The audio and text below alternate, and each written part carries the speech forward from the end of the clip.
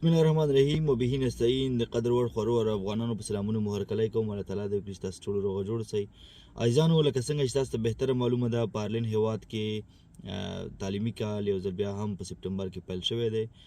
بعضې فردر ایجوکیشنونه د سپټمبر په شروع کې او بعضې هم دا اوس په اخره کې پیل شول. نو اکثریت دوستانو یو ځل بیا هم فکر کوم زمونږ هغه ویډیوګانې، زمونږ پیغامونه، زمونږ لیکنې به تر مخه شوي نه وي. نو بیا هم پوښتنې بعض دوستان سره راولاړې شوي دي چې په دې اړه به نن کوښښ وکړو په دریو نه وروسته داسې نیم ساعت لپاره یو خپرونه هم ولرو د ټیک ټاک لایف د لارې. خو بیا هم هغه دوستان چې غواړي په مختصر ډول به درته ویم، نور تاسې خپل هم لږ لاس په کار کیږئ.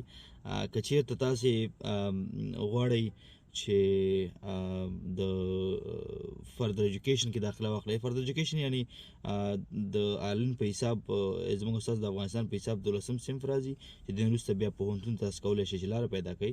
نو که چېرته تاسې د پوهنتون کوم سند نه لرئ یا لوړې زده کړې نه وي کړي، نو بهتره موقع ده، بهتره لاره ده چې تاسو هر چېرته چې په هر ښار کې اوسیږئ او یا هم د ډبلن په هر کونج کنار کې تاسو اوسیږئ، نو تاسو کولی شئ چې په فردر ایجوکیشن کې داخله واخلئ. هغه یا به لیول 4 لیول 5 به یا به هم لیول 6 کې چې تاسو ژبه انګریزي او کمپیوټر باندې مسلط یاست، نو تاسو کولی شئ چې په لیول 5 زه بهتره ګڼم. هغه دوستان چې افغانان چې نوي راغلي دي، ځوانان دي، لیول 5 بهتره دی. لیول 5 تقریبا 15 یا 6 مضمون تاسو ته درکول کیږي. تاسې هر هغه پوهنځی چې پر روان وخت کې به تاسو غواړئ چې ولولئ، نو د هغې لپاره تاسو کولی شئ چې همغه مربوطه لیول 5 کې داخله واخلئ. نو بیا هم تاکید کوم چې خوا او شا کې هر چېرته چې اوسئ فردر ایجوکیشن پوښتنه وکړئ. زه به دلته یو سکرین شاټ در سره هم شریک کړم. یا پی ایل سی یا فردر ایجوکیشن یا سولاس، دغه درې څلور دغه دي دفاتر دي چې دوی کولی شي ستاسو سره د زده کړو په عرصه کې یا برخه کې مرسته وکړي.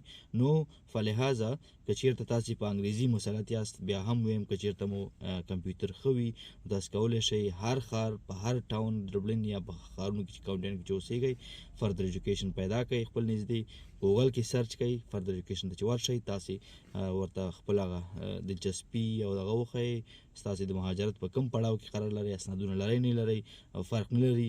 اوس مهال نن دا د خوشخبري ده چې سایمن هاریس د لوړو زده کړو وزیر نن اعلان دا هم وکړ چې هغه محصلین چې د ځای مشکل لري، نو دوی تاسو کولی شئ چې هر پوهنتون خپل، یعنې هغه دوستان چې کامیاب شوي دي، دا د هغوی دپاره یو پیغام دی چې هغوی کولی شي چې د پوهنتون پورټل ته لاړ شي. په پورټل کې بیا د ځای دپاره دوی یو څه مناسب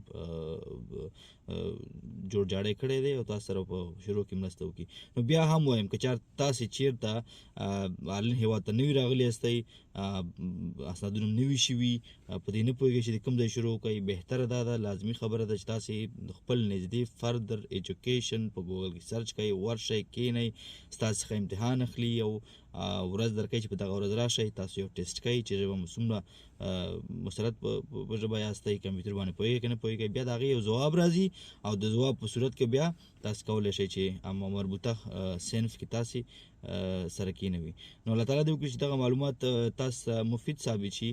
بیا به هم زه کوښښ وکړم چې دغه کوم سکرین شاټونه چې دي یا نومونه چې دي یا ویب سایټونه چې دي، خوشخبري دا هم ده چې فردر ایجوکیشن خو تقریبا 15 یا 600 ایرو خوا او شا ماکسیمم کېدای شي تاسو نه وغواړي.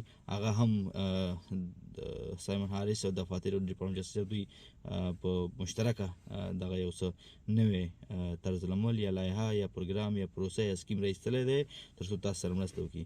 ښه، تباه د بریالي اوسئ، ژوندي اوسئ.